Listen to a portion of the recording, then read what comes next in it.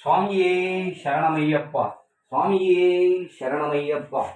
ஐயப்பனோட நேற்று பொய்யந்தி பாடலோட வரியோட இரண்டாவது வரி பாடலை சொல்றோம் பாருங்க.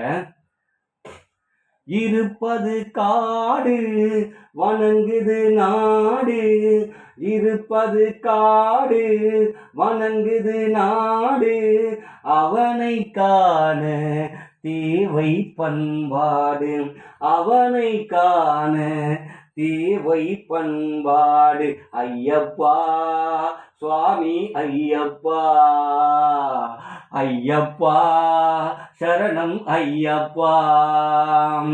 பொய்யின்றி மெய்யோடு மெய் கொண்டு போனால் ஐயனை நீ காணலாம், சபரியில் மன்னனை நீ காணலாம். சொல்ற பாருங்க, இந்த பாட்டோட அர்த்தம் சொல்ற பாருங்க. அவன் இருப்பது காடு வணங்குது நாடு, உலகமெல்லாம் அவனை வணங்குறாங்க. சாதாரண ஆள் இல்லை ஐயப்பன். பார்த்தீங்கன்னா காட்டுல புலியும் சிங்கம் மிருகம் பாம்பு இல்லாத விலங்குகள் இல்லாத காடே இது, பயங்கரமான காடு. அந்த காட்டுல வந்து பகவான் வந்து அந்த காட்டுல வாழ்றாரு. பந்தளத்து ராஜா கிட்ட அம்பு விட்டு, அந்த அம்பு எங்க போய் விழுகின்றதோ அங்க என் கோயில் சன்னதி எழுப்புன்னு சொன்னார். அங்க ஆத்ம ஜோதியாக உட்காருன்னு சொன்னார். அதே மாதிரி அந்த காட்டுல போய் பகவான் உட்காராரு, ஜீவஜோதியாக உட்கார்ந்துருக்காரு.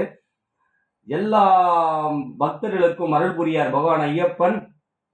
உலகம் எல்லாம் அவருக்கு மாலை போடாதுங்க. யாரு?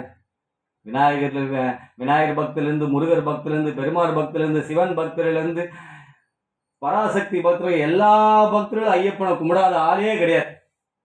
எல்லாருக்கும் அருள் பாலிக்கிறார் ஐயப்பன். அதான் இருப்பது காடு வணங்குது நாடு, உலகமே அவன் காலடியில், உலகமே அவனை வணங்குறாங்க. சாதாரண கடவுளா அவரு? அவரை வணங்கத்துக்கு அவனுடைய அனுமதியை வேணும். அப்படியேப்பட்டவங்களுக்கு அவனை யாரு மனதார துதித்து நினைச்சு வணங்குறாங்களோ அவங்களுக்கு அருள் புரிகிறான், அவங்களுக்கு அவனுடைய சக்தியும் காட்டுகிறான். அதான் ஐயப்பன். அதான் சொல்றான், இருப்பது காடு வணங்குது நாடு, அவனை காண தேவை பண்பாடு. அவனை காணனா நீ ஃபர்ஸ்ட் நல்லவனா இருக்கணும், ஒழுக்கமா இருக்கணும். அப்பதான் உன்னுடைய அவன் சக்தியும் கொடுப்பான், உனக்கு நல்ல எண்ணங்களையும் கொடுப்பான், பேரும் புகழோடும் வாழ வைப்பான்.